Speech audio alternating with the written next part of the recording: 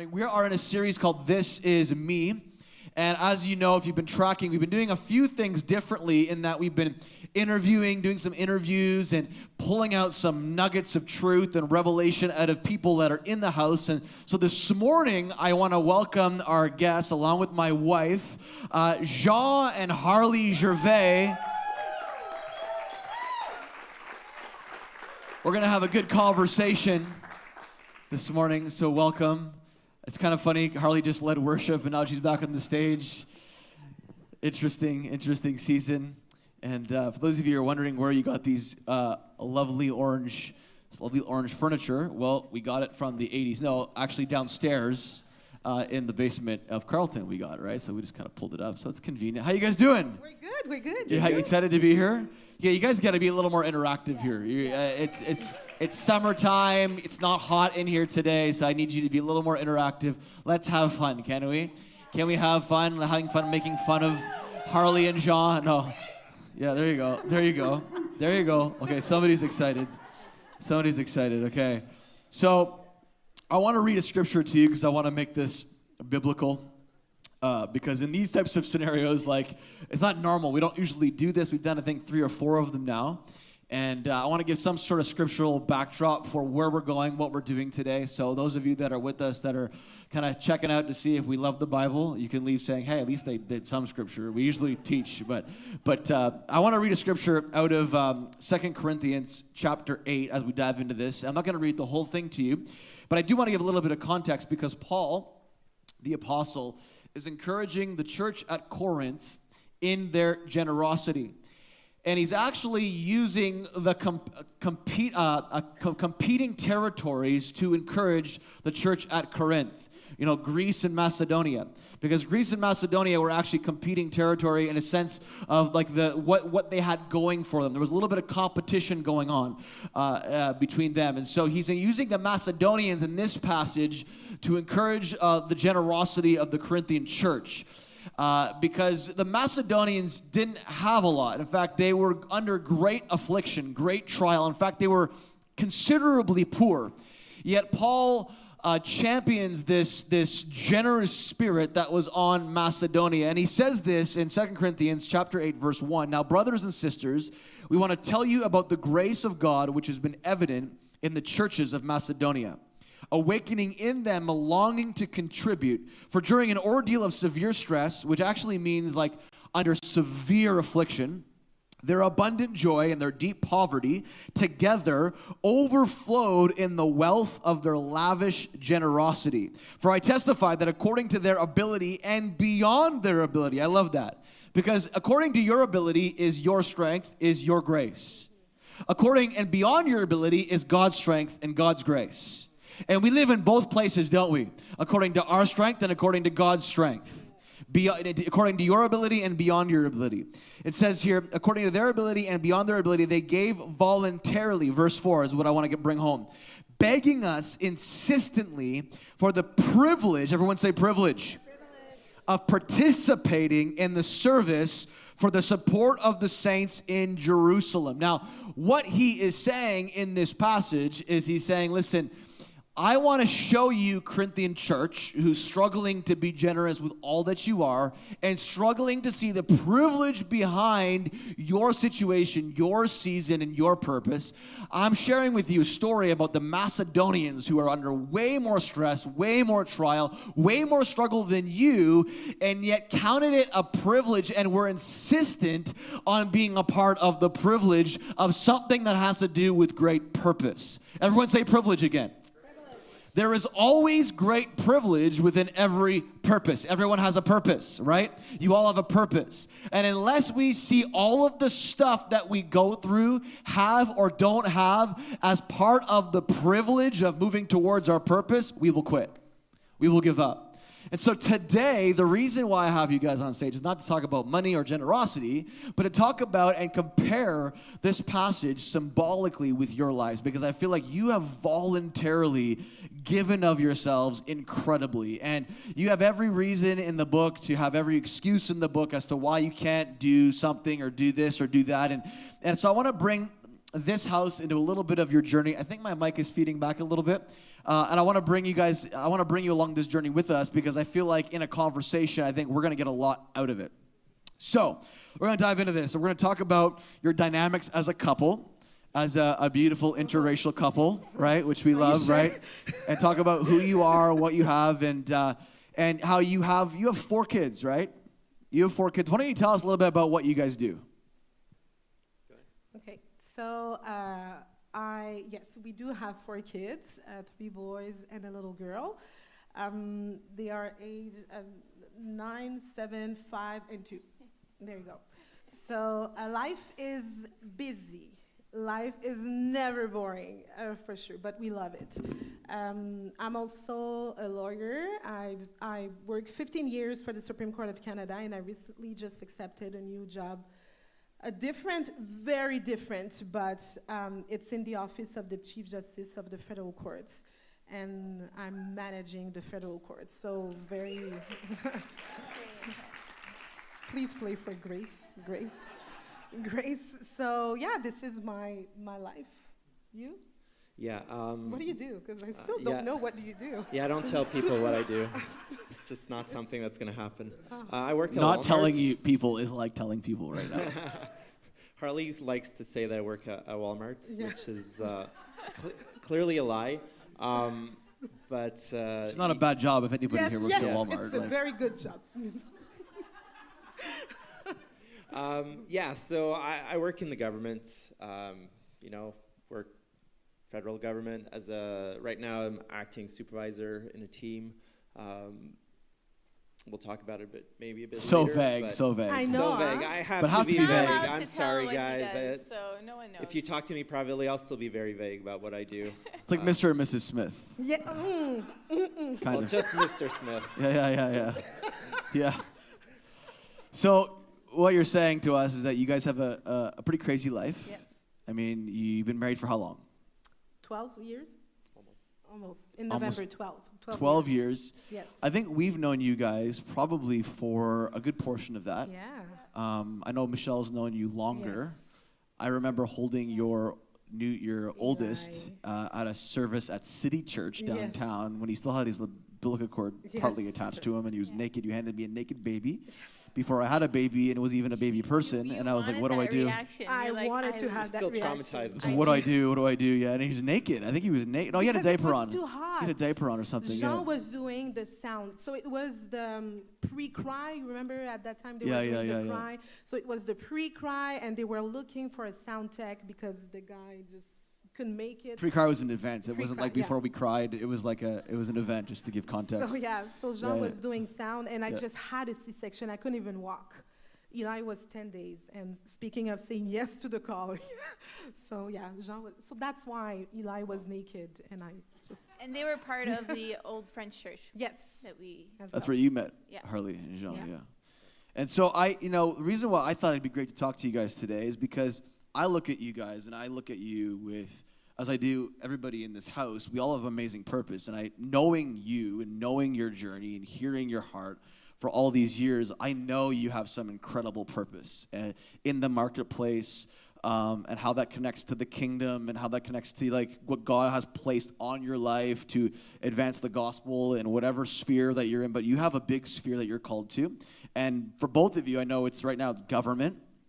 And it always impresses me about how you're able to balance everything and balance a family. Like you have 4 kids. We have 4 kids, so when we get around people with 4 kids, I think there are a few couples in the house that have 4 kids. Not that 2 or 1 is any, less different. It's just like you grow in your grace, right? So like when you have 1, you think that's like the most intense thing ever. But when you have 2, it's the most. And then when you get to 4, it's like you realize how easy 1 was. Mm-hmm. But when you're in 1, that's all you know, and that still is intense. And that's okay. But I know that when I get around couples that have 4, I'm like, there's an immediate like camaraderie there where I'm like, I understand, like it's intense, And I think the mom's probably even more so. I didn't pump them out. Just pump them in. Anyways, so heal me. So anyways, this is a living room conversation, guys. Come to our house. This is what we talk about. Way too comfortable. Yeah. Even I'm when way you're too alone comfortable. up there, actually, you're just too honest. Yeah, I'm way too comfortable. I'm too honest. Yeah. I guess I should lie to people from now on. Huh? No, just joking. Just joking. No, but honestly, I look at you and you have great purpose, and I think that you, without even maybe knowing it, maybe using this language, you've modeled what it means to look at your purpose with great privilege. Because I watch your process, and when you look at someone's process, you can usually tell if they understand that what they have going for them is a privilege or not. Because of how they endure, how they move through the process, and you've done that, you model that. And I want to go through a few key points that I believe all of us in this room have to go through if we're going to continue to see that everything we go through towards our purpose really is a privilege. Whether we have nothing or we have everything, whatever season that we're in, if we understand the purpose behind it, we will see every process as a privilege. And I want to talk about these 4 key things that we have to go through. I think number 1, I wrote this down, and I want to see how this reflects and is represented in your life, is I believe we have to execute the excuse in our life if we're going to continue to see everything we're going through on the road to purpose with great privilege. What I mean by that is I don't mean execute in the sense of make an excuse happen or make an excuse the excuse and use that as leverage to not do something. What I'm saying is bring the excuse to the executioner, to literally execute the excuse. Like when God called anybody in Scripture, often, I bet 70% of the time, most people in response to God was, well, I am this and I am that. Gideon, for example, I'm the least in my father's house. Like David, like I'm the last guy that's wanted. I'm on the hill. I'm like the abandoned son. Like everybody had an excuse. You get what I'm saying? And yet God looked beyond that. And when God looked beyond that and people saw that, they had to literally give their excuse to the executioner every day. And I think you guys have modeled that. So just share with us, talk to us about some of the ways that, having 4 kids, working professionals, you're building the house of God along with us here. Like, you're And loving laboring to with us. Host, and when you go to her house, you'll get you'll go 7-course meal. Yes, you'll get the full meal. Like, I still don't get it. I still don't You get it, have how to you be do it. immigrant to understand. No, I'm kidding. I'm kidding. Right? No, I'm kidding. So, I feel like it's part of our legacy. We both grew up in a family where my parents were very, very involved, in life at church, the community, and same thing with Jean. So I feel Where did you grow up? But give us some context. Where were you born? Oh boy. So I was born in Paris, moved to Montreal when I was 5 years old, spent my childhood in Montreal, Quebec, and then moved to Quebec City to do my law degree, moved to Ottawa to meet my husband. That's not why you came here. God knew. God knew. And then we moved to Washington, D.C. for 4 years, and we came back. So we're traveling a lot. We did travel a lot. But that's life. I feel like this, for us, we love taking risk. My parents were the same. My parents, they left, a poor country, Haiti, to move to Paris just to get a better education. And they left at a very young age. I believe they were 17 or 18. And then they moved to Montreal again to get a better. So I feel like it's part of my legacy to just take risk and have no excuse. Just go. So it was modeled for do you, it. really. Yeah, from my parents. And the same thing Yeah, for it's you, the I same thing believe. for me. I mean, just growing up, it was always I spent probably most of my time at church just because my mom taught at the school that was at the church, so I'd be there till 5 or 6 in the evening, and then we'd go home, and then on Sunday we'd be back and doing church again, and watching them in various capacities, I kind of, it just grows on you. And so when I came older, I saw a need and I just jumped in. I was like, there was no youth group. Me and a couple other guys, we just got together and we basically led the youth group. We were also involved in the worship. And so it's we were there, when I was doing my university, I remember looking at some of my friends, I'm like, how do you guys have a job? And then I kind of realized, I'm like, oh, right, I'm at church 20 hours a week. Like, I'm basically having a part-time job, being at church, and then doing my school. And, it's just, it could have been an excuse. I could have said, well, I have exams, I can't do it this week. And it was just a question of, like, just do what you need to do. And sometimes it's okay to say, like, okay, this week it's going to be really busy for me outside of church. So I'd talk to my friends. I'd be like, okay, look, I'm still going to be there. I'm still going to do my part, but I won't be as involved this week. And it was just like, there's no excuse. It's just, you can decide whether you want to use your excuse to excuse yourself, or you can say, this is not a reason. This is just an excuse. This is just me wanting to, I don't feel like doing it today, so I'm not going to do it. I'm just going to use, I have to study. Like, you know what?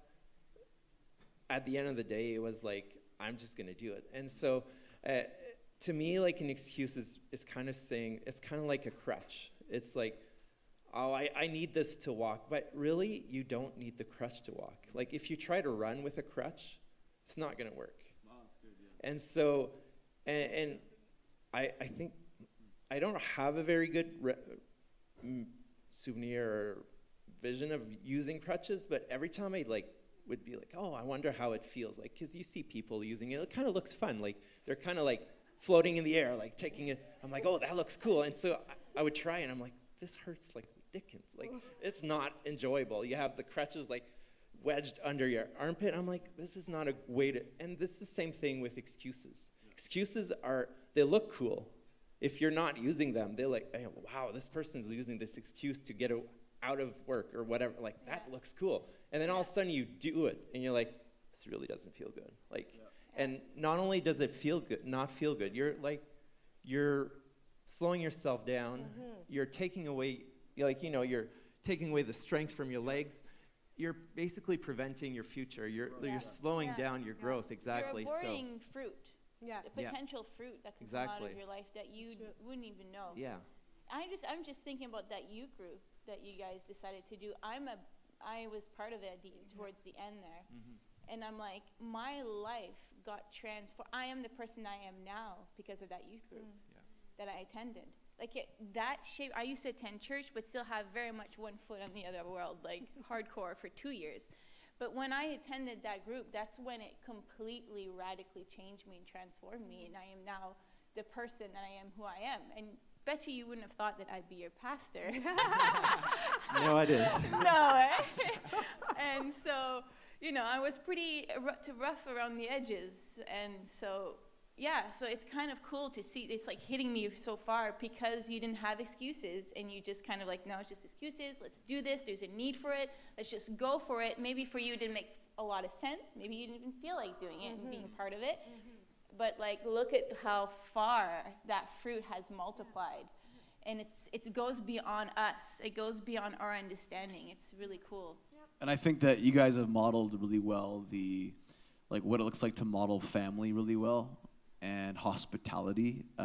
One of the things about the gospel and the kingdom is that Scripture does say, like, we don't understand the kingdom unless we are hospitable. Like, we are called, every one of us, to be hospitable. And you guys do it amazing. Like, you have every excuse to. I mean, you're both. You're both full in on your profession.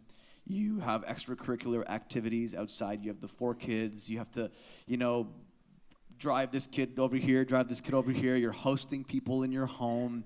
You're involved in the house. Like, how do you do it all? Like, how do you continue every day to send your excuses to the executioner? Like, you how do you mother so well? How do you father so well? Like, just, I know this is spontaneous, but let's just talk about that. I think that it's give us some practical keys. Like, do you remind yourself every day that you have breakdown moments, you have like, breakdowns, where you just feel like being, like when it's time for bedtime, I transform myself. I remember our pastor back in Washington, D.C. said something very key, and I will always remember. He said, when you say yes to something, when you say yes to a job, or when you say yes to a ministry, the whole family says yes with you. So we always keep that in mind. Is it something good for the whole family. When I'm here, leading worship, it's not only me, it's also my kids and my husband. When I made the decision to change job, I really ask myself, we process together, like, is it a good decision for the family? So we always make decision for the best interests of the family. Well, and I see that in you, because like when I talk to Jean, I know you have massive dreams and aspirations, and not that you don't, but I mean, she's the more vocal one, so I hear it, And like I've heard out of Jean's mouth multiple times, like he's willing to do whatever it takes to rearrange whatever it takes to support it. I've never heard in his mouth say once, like, I don't know it's gonna work because of what I do and how he's just in this space of trusting God and trusting that what God's put in your heart is a God dream, a God purpose. And I've seen him model by his example, even in his heart posture and his verbiage, like his willingness to do whatever it takes to see the family win, so God's call can be fulfilled over your life. That's an amazing thing, and it's honestly unusual. Like, it's unusual. How do you because, man, like some of the things that she's gonna do and feels she's gonna do, like it would change the game for you. Yeah, for sure. But I mean, one step at a time. Like God shows you a dream, but He doesn't tell you how you're gonna get there. So you just have to trust Him, and every now and then you get the next step. Yep. And it's just, it's basically taking that next step and not saying like, oh, look, this is how far I need to go. Like, how am I going to ever climb that? How am I going to climb that mountain? It's like, well, you're going to learn to take one step at a time and you're going to climb it. And I think for us, it's really that. It's just taking one step at a time and not getting ahead of ourselves as to like, oh my gosh, like, this dream's too big. I can't do it. And if we don't do it, then God's going to have to turn to someone else. And so, and that was something that struck me once I was listening to the radio or a speaker. I don't know where I heard it, but it was basically Reinhard Bonnke telling the audience or telling whoever he was talking to, like, God told me, hey, you know what? You weren't my first choice. You weren't even my second choice. Mm-hmm. Like, God is looking for someone. What a brutal thing to hear, eh? Yeah. And like, basically he told him, he's like, if you're not going to do it, I'm going to go to the next person. Wow. Like, I have a dream that needs to be executed. Mm-hmm. And your excuse can't be there to stop my dream from happening. Yeah. And so I don't want to be the inhibitor I don't want to prevent God from doing what He wants to do in our society. And so if the main goal that is on my life is to support her, then that's what I'm going to do. If along the way God shows me how I'm going to fit in a equally powerful way, then that's awesome. But really, at this point, the main vision, the main dream that we have as a couple is, it's not all on her, but she's the visible part in this dream. And I'm willing to be the person supporting her, because really, behind any amazing person, there's a support team, or there's at least one person, like a Jean Gervais. Yeah, sure, exactly. Like if you look at, Cindy Jacobs. Of course, he said, of course. Yeah. If you look at Cindy Jacobs, she's always quick to point out, like, I couldn't do this without my husband. Mm-hmm. And it's realizing that, you know what, I don't need the glory, and she's not doing it for the glory either. But at some point, we have to work as a team. I mean, he's so sacrificial. He's even taking all the gray hair for Harley. Like, he's just taking it upon himself. Like, that's the nature of who he is. I think just to move along here, I think this is great. I think to move along, I think we know we have to execute the excuse every day if we're going to continue to have a perspective that everything we go through towards our purpose is a privilege. And I think number 2 is we have to commit to the challenge, because when we're called to do something and we're in a process, there's challenges along the way, and we got to commit to it. And what does it look like for you? I heard this quote probably like a year ago on Instagram, and it was by Jonathan Helser. And he said this. He said, "Surrender is not a duty when I see who God really is. Surrender is all I would ever want to do." I think the majority of us see surrender often as a duty, as a have to. But when we understand who God is, then we see things a little bit differently, don't we? And I think in the challenges of life, when we commit, it's actually really an experience of surrender. And how have you done that? I mean, with all the challenges that have come your way, how have you modeled what it looks like to commit to the challenges, surrender in the process? I know that like you've recently changed your position, Jean, and so have you. You've both kind of had a shift of jobs. So let's talk about it, like the challenges that you're facing now that you weren't facing a year ago or 2 years ago. I mean, even before accepting that job, when we came back from the States, or even going to this, I mean, there's constantly a new challenge, and it's whether or not you want to say yes or you want to stay stagnant. I mean, the laws of physics are like a body that's in movement wants to stay in movement, and a body that's at rest wants to stay at rest. Like a swamp. Exactly. Yeah. I mean, like, so it's like going to the gym. Once you get into the routine, you don't want to get off of it. Like, you enjoy going to the gym. It's fun. Like, I like doing exercise. I like training to do triathlons. Like, I actually enjoy it. But a few years ago, I would have never dreamt of that. And so it's the same thing for, like, a new job. Like, I saw the opportunity. I was always, like, telling my supervisor at the time, like, well, you know, I'd be interested in acting. When you're away, I'll take your place. I'll kind of fill your shoes. And at that point, it was real easy. It's basically just going to meetings and making sure that there's no fires.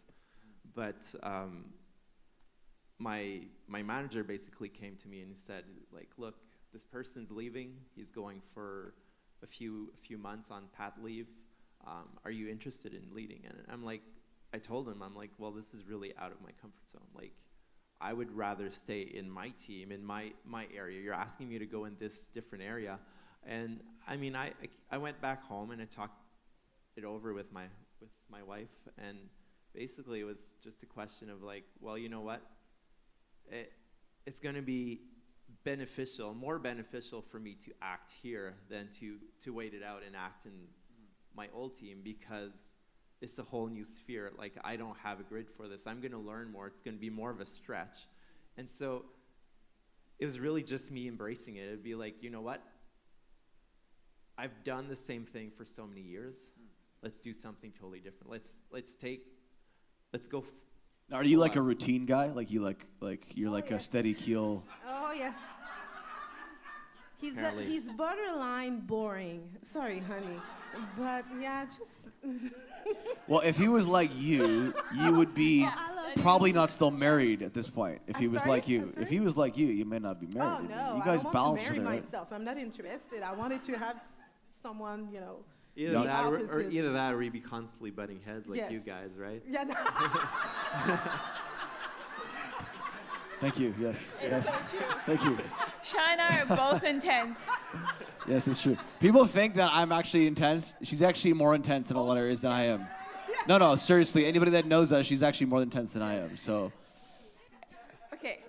But you know Let's that. just keep moving on. Yeah, don't you agree? Right? No, it's true. Yeah. It's true. I guess I could pick and choose more of the timing of. You're more intense like this all the time. I'm more like peak down. Right, peak, which, down, which, peak, when, down, yeah, it's peak, true. down. Yeah, it's like Yeah. you blow up, basically, is what you're saying. So, yeah, I'm just joking. Okay. It's about, Living room no, but chats. it's true. We do bicker. People that are close to us, or even if you're not close to us, like we do bicker. We do. It's always constantly, but we don't mind. We I think understand each it other. feels more like conversation. For us, it feels like conversation. Because if when ever you we get got around married, us- you came to my house for the first time, met like Your part of my family. family. You're like, why are you all arguing? I'm like, that's how we talk. Yeah, that's what I thought. Like how I speak is how I talk. It's like it's intense. It's like I'm at one tone. You're kind of like, yeah, you're Yeah, I could be sweet. right. Yeah, could sweet. be Yeah, you're right. sweet. Exactly. Yeah. But I just want to backtrack just a second. I think what I would struggle with this once in a while. Like, how do you get out? Because you said at night you have those like, it's like, or sometimes like your world gets totally turned. upside down. God throws you a curveball that you weren't expected, or you feel completely overwhelmed. Like, how do you get out of those moments? Like, how do you not allow it to affect the values? Because you guys have values in your house, right? We're Yes. serving God, we're going to do this, we're going to do this. And that's why it's like, okay, this is when you commit to something, you say, is this good for the family? In the end, it reflects to the values that you guys have for yourselves as a family, right? And so how do you not allow those difficult moments kind of like not abort what you guys are called to do, or you know what I mean? Oh yes, you're like here, you touch, and then I'm like too far. Are we bickering right now? Are we bickering No, right no, now? Yeah. sorry. It's kind of gross. You shouldn't put this on your chin. Every time I'm like, get it away from your chin. Anyways. That's why he has the beard. It's like a layer of protection. Exactly, exactly. But yes, how do you get out of it? How do you not allow it to how do you not give up? How do you keep going? Like, I don't know, it's hard sometimes. Like, a lot of times, what I've seen with you guys is you guys don't seem to lay anything down. Like, you guys have a lot going on, constantly have a lot going down. And a lot of times people will like, okay, it's getting hard, so we're gonna lay this part down, whether it's church or whether it's certain friendships, or whether it's, the mom decides to stay home and not work. Like, they'll lay something down eventually. Usually that's the first go-to for most people. We gotta cut somewhere. Instead, you know what I mean? Yes. How do you guys not do that? I guess that's what I'm wondering. How do you guys keep everything going so strong all the time without being like, okay, we need to like cut this one out? Yeah. It doesn't feel, first of all, I don't feel like we're always, I don't know, go. So I guess we're used to it. I don't have any other choice. I don't have any other options. Even in my projects or dreams, the fact that we build a house and things were hard, and I know we're going to talk about this, it's like we have no other choice. This is the goal, and we're aiming for the goal, and we're going for the goal, and that's it. Do you ever come super close to want to give up? Oh, of course. So how do you like get yourself out of that moment?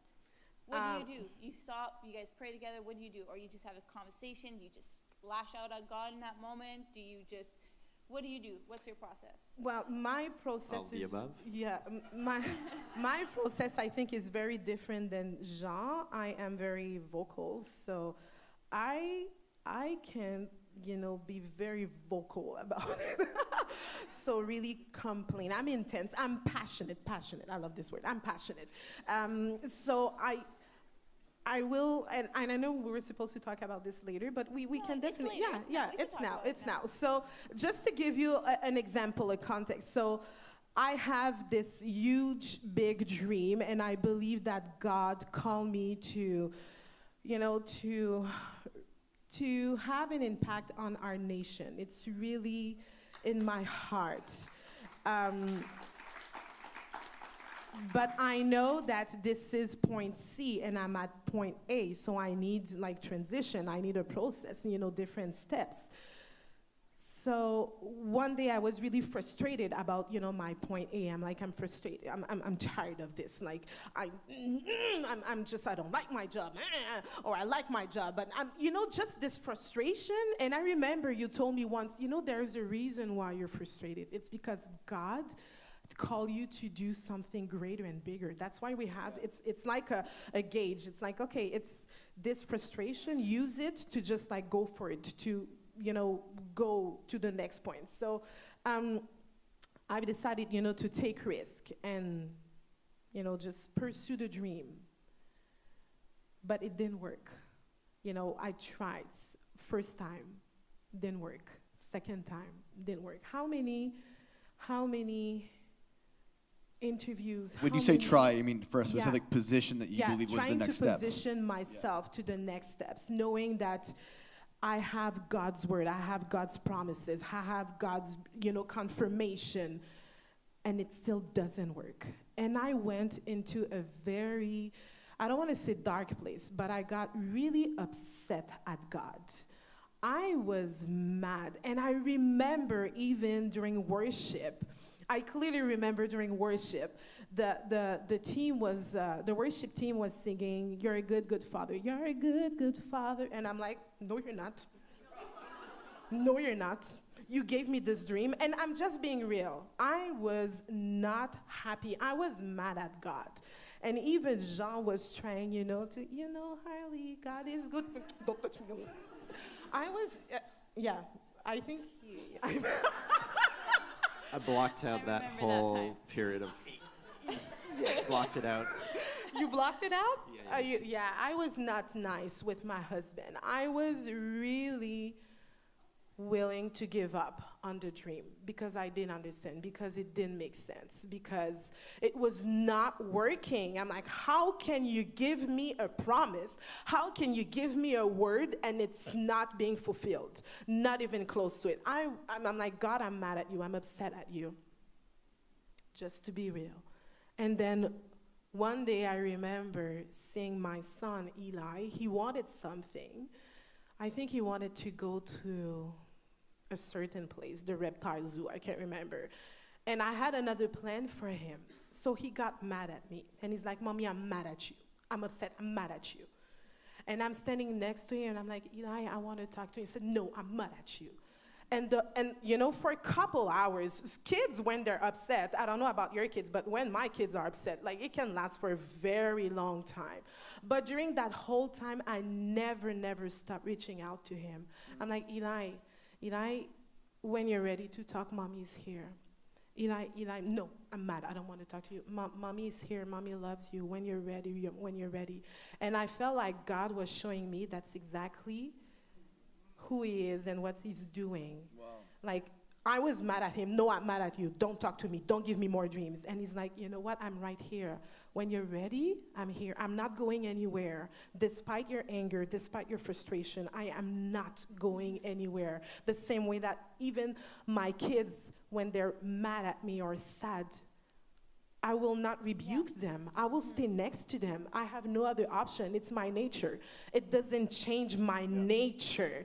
And it's the same thing. And I really felt like it was the same thing with God. He said, "I will still love you even though you're mad at me. I still have great plans for you even though you're mad at me. You just need to so at that time I just had to change my perspective." Well, I think the perspective is, for all of us, is that most of us in this room, if not all of us at some point, if not now, let our experience determine our understanding of who God is. So your experience that you were having, the thing that you were believing not happening, all of a sudden started to rob your revelation of God being good. I think when there is a revelation and an understanding of who God is so strong in our life, no circumstance or experience has the ability to rob it from us. And so in those moments, God works on our revelation of him. He works on, okay, did you really believe that I was a good father? Or do you only believe I am a good father when things are only going the way that you want them to go? And I think that there is probably there's been a massive exodus in the global body of Christ, of people leaving, let's say, God, relationship with God, the church, because they're mad at God. They're actually mad at someone who never did anything to them.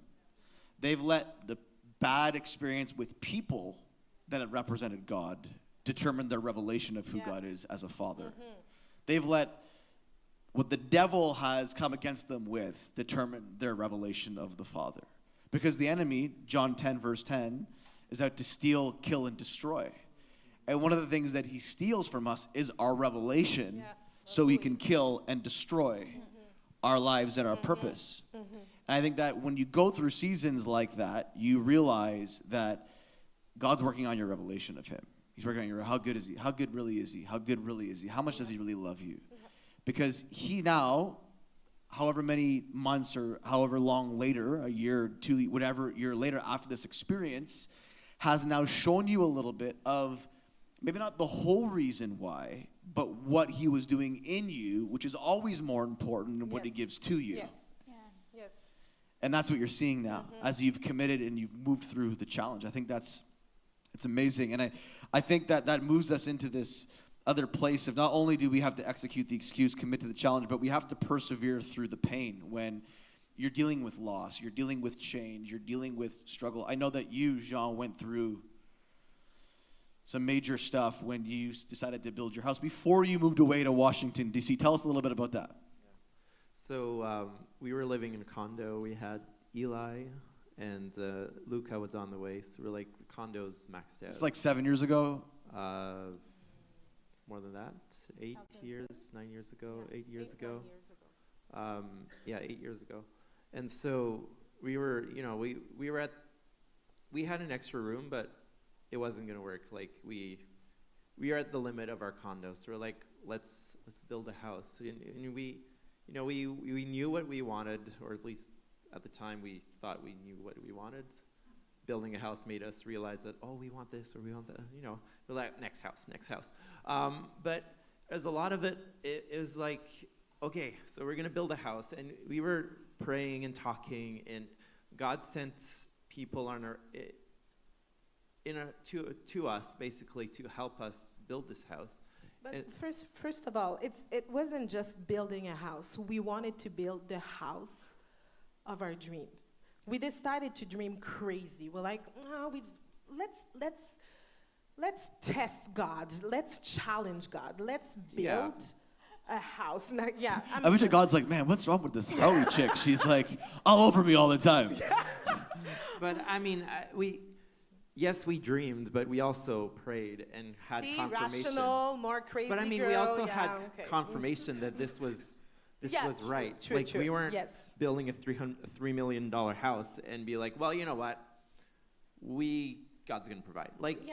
We knew that we prayed about it, and we had confirmation. We had multiple confirmation that this house was what we needed to build. And so we went ahead and we did all our, we went and met with various contractors, got prices and all that, and then we went to see the bank, and we're like, okay, this house we're gonna build, we need money. Like, we don't have all the money we need. And so the bank took their time, and they came back, and they're like, we're gonna give you this much money for the house. We're like, we submitted you all the quotes, like from all the contractors.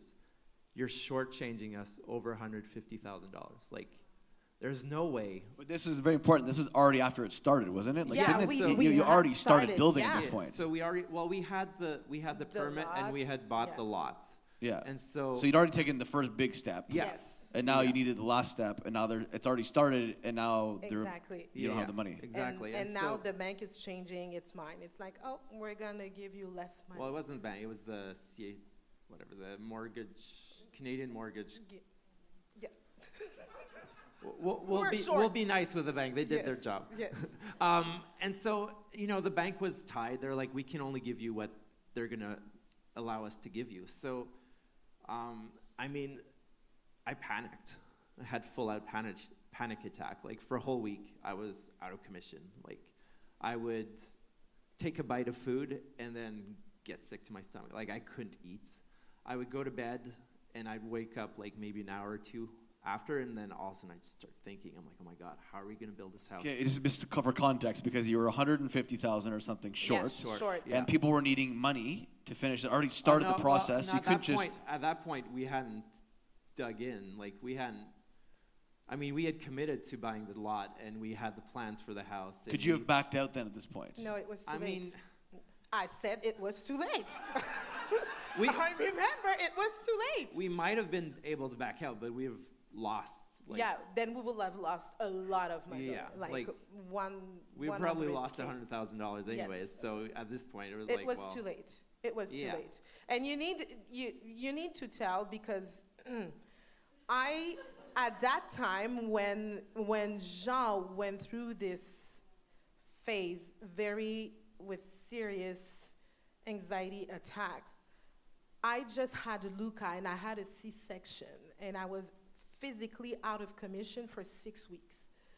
And I had Eli, who was 3 years old, And my husband was not eating, not talking, not sleeping, not doing anything. He was up during the night.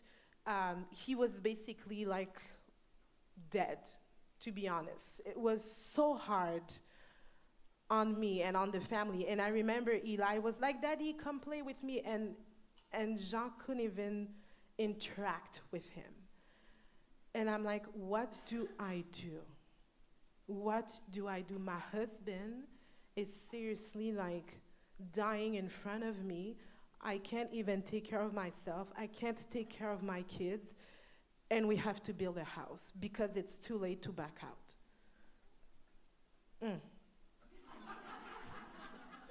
It's your fault. No. And so, I mean, it was hard. It was a very hard period for the both of us. And so what got me going, or what got me through, is basically just praying. And so what I would do, like, I would wake up after like 2 hours of sleep and couldn't sleep. And so I would go down into the living room and I would just grab basically the Bible, or at that point we had a book. It was basically praying the Bible. And so I would just pray out loud. I would go through the book. It was like 100 pages, and I would just pray out loud, read whatever was in there, and just pray it. And some of them were on finances, some were on provision, some of them are on specific things that really was at the core of what was happening. And so I would just pray them out loud and just basically just getting the word of God into my life. And that was the only way I could fall asleep. Like I would basically read it until the anxiety would totally go away, and then I just pass out, fall asleep. And then it would be like the next day, during the day, I would still take time. I had to like basically step out and be like, okay, I need to do this again because it's coming on again. And it was like for a whole week, nonstop. And by the end of the week, you know, we had community, we had friends, family come in and pray with me. And by the end of the week, things they weren't great. And during the whole process, it was like a constant struggle of like not falling back into this like this fear, which really what it all came down to was fear. I was terrified of not having enough, of not being able to basically provide for this house. Well, I think, just if I can give some context too, like I think money, don't you believe that, like, money is one of the greatest stressors of life? Let's just be honest, right? Like money, you know, Jesus calls money a god in Matthew 6:24. You can't serve both masters. Money has a lot of power if you give it power. And I love it. In Matthew 6:33, not too many verses after, he talks about, like, you know, how we have to seek first the kingdom and its righteousness, and these things will be added to you. And all around that passage is about don't worry, don't worry. Don't worry what you're going to wear. Don't worry about what you're going to bring. Don't worry, don't worry, don't worry. And it's all connected to provision. Will I have enough if I do this and don't plan ahead? And you, as an individual, like, you're a mathematician, right? That's what you went to university for. You're a numbers guy.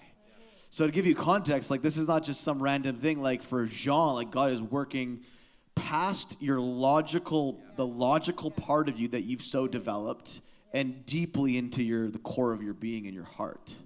As a man, as a husband, as a father of two, it's so important that as like the leader of the home, like, you have a revelation that God's got your back when you feel like you don't have your family's back, because maybe in your mind you made the mathematical mistake, even though maybe it wasn't your fault. In your mind, you weren't prepared enough. That's where at the core, that's where the stress starts to come, right? You start blaming yourself, and that's why you were taking it upon yourself. Yeah, it was basically a struggle. Basically, God, at that point, God was essentially showing me, like, you know what? You are leaning on your own strength. You're not leaning on me. You're leaning on your abilities. As, you know, you've got a great job. Your wife has a great job. You guys are financially set. All of a sudden, you're going way past your comfort zone into a land of unknown. A land where God basically called us. You know, he basically said, step out of this boat.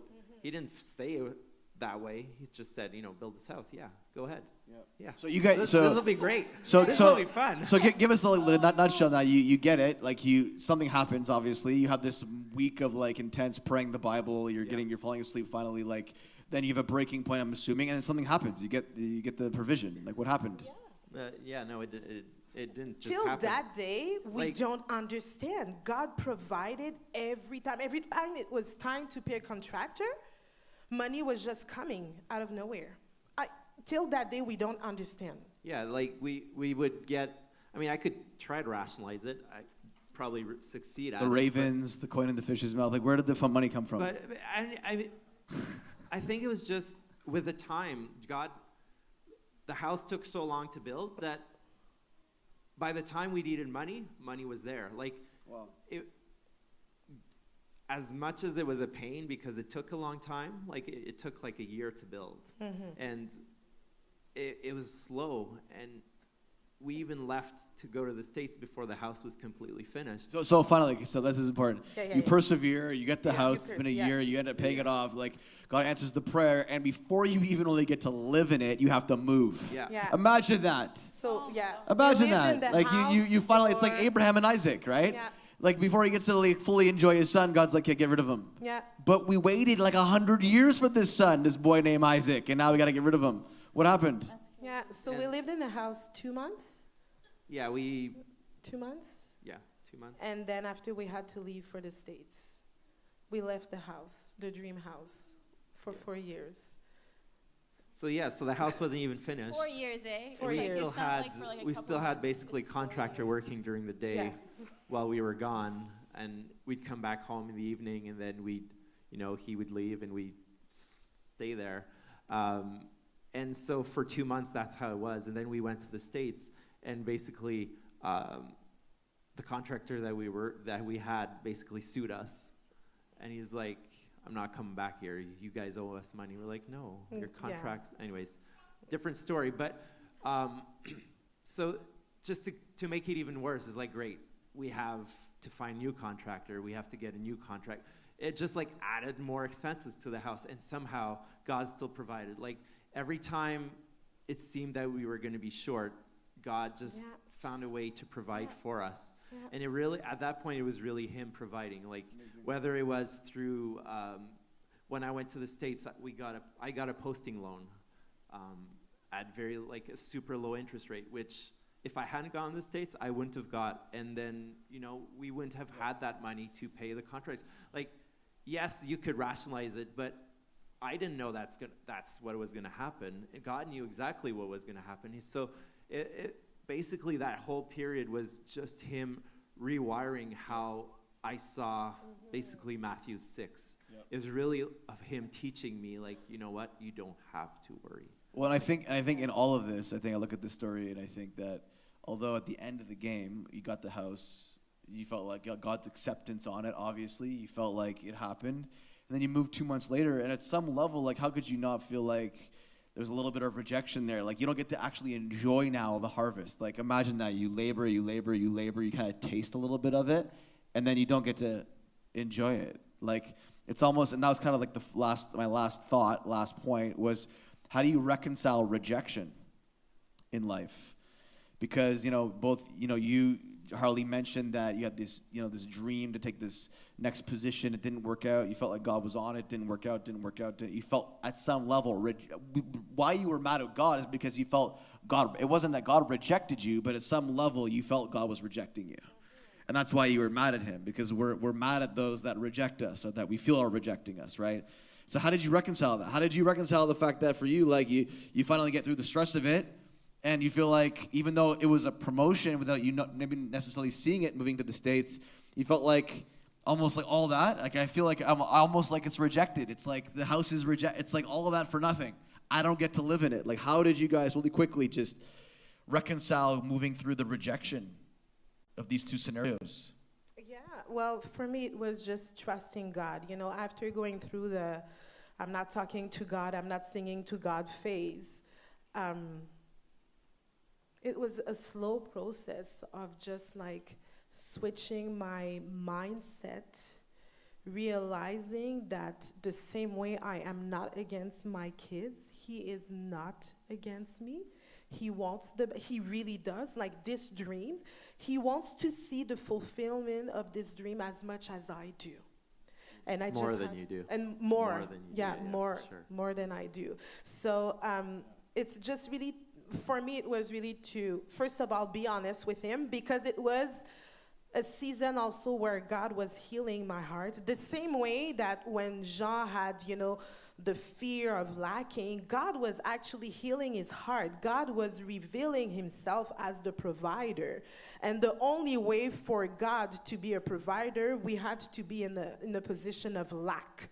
I mean, when you have everything, then financially, let's say you have everything, that you don't really always feel the need of like, God, can you please provide? But so through those all situations, God was working in our hearts and really revealing himself as God the provider, God the faithful father. I'm still, pursuing my dreams, but I can see how God is like changing my heart, positioning my heart, and also positioning myself. But yeah, and the community play a key role in this, just being able to reach out to the right people and say, you know what, you saw me. Because when you moved to Washington, then after 4 years you build your life. So you went through okay, God, you're not rejecting. You went through a process. Yes. And then you make it grows on you. You thought, now after 4 years, she sees herself there long term, and she's loving it. And now it's like, oh, you got to go back. And it's like, I remember that is, again, it was like, so God doesn't like just give you this new revelation and then make sure like your path is like perfect so that you don't fall back. You'll still live the triggers that could make you go back there again. Yeah. Because I know it was a challenge for you. It's like, you're doing this to me again? Yes. So after 4 years now, I'm like, okay. And then it's like, move back to Ottawa. Yes. And it was like, that was a journey again of applying everything that God had showed you and really applying it.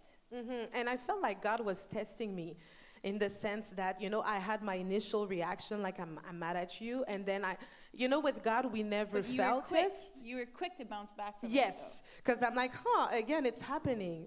I see what you're doing, Jesus. I see. And I'm like, okay, this time I'm going to pass the test. You had a bit of a breakdown, too, when you pulled into the house you built, didn't you, when you first moved back to Ottawa? Yes. A little bit of a moment. Yes, I didn't want it to be there. I didn't like my house. I didn't like my life. I didn't like my job. I was mad at everything, at everybody. That kind of phase? Okay. Like the promise, the house was the first promise that you're getting. But I don't want it anymore. In front of you, and you're like, You don't want it. What do you mean you don't want it anymore? I don't want it After anymore. all that, you don't want it anymore. Yeah, I'm like, I don't want this house anymore. Why? I don't Why want did you this want it? job. I don't know. It was I like my life in the States. I like the past. I like the past. And God was like, okay, there was a reason why you were in the States, and the reason was really, to support my husband, and then also, we grew spiritually. But now it was time to be back, and it's really to trust God in the process. And I'm like, okay. So that's the key, really, and the core of everything we're saying is that if you can learn to trust God in the process, really you're representing seeing how in every moment it's a privilege to live. It's a privilege to move, to not get accepted, to almost get rejected by people sometimes. It's a privilege. It's a privilege to go through pain. It's a privilege to, not feel like we got or get to enjoy the promise because there's another, there's always a privilege behind this understanding that we can trust that God's leading us in the process. That's the hardest thing to get, right? Yeah. It's to trust that God is leading us every step of the way. Yes. I mean, many are the plans of a man's heart and a man's hand, but in the end, God orders the steps. Yeah. Yes. And it's a privilege to take the risk. Yeah. I love this story in the Bible, and we see it many times in the Bible where, God will ask someone like, what do you have? That widow who had nothing, and it was the drought. And I think Elijah asked him like, what do you have? He didn't ask her, what do you need? He said, what do you have? Same thing with Moses, like, what do you have? And I know that in a season of my life, God really asked me, what do you have? I'm not asking you, what do you need? I'm not asking you, where are your lacks? It's like, what do you have in your hand? What do you have in your hand? Because God will use it and multiply it. But first you have to use what you have in your hand. So in our case, it was like just this dream of building a house. We didn't have enough, but he's like, what do you have? I'll take care of multiply it. Wow. Same thing, with my dream for the job. Like, what do you have? And it's just to take the risk. So yeah. Wow, that's amazing. I think I think from all of this, I hope we're getting something from this. I think that purpose has definite process attached to it. If you were here last week, you heard my message. If you weren't, I'd really encourage you to watch the podcast. All about, I think one of the most important subjects that the body of Christ needs to soak in all the time outside of the gospel is this understanding of what perseverance looks like. Because if you don't have perseverance, you have nothing. You will not get anything in life if you have no perseverance. You will not achieve anything in life if you don't. Perseverance is the number, I think emotions are the greatest thief of perseverance out there. And I think that this is something that you've modeled, you live continually.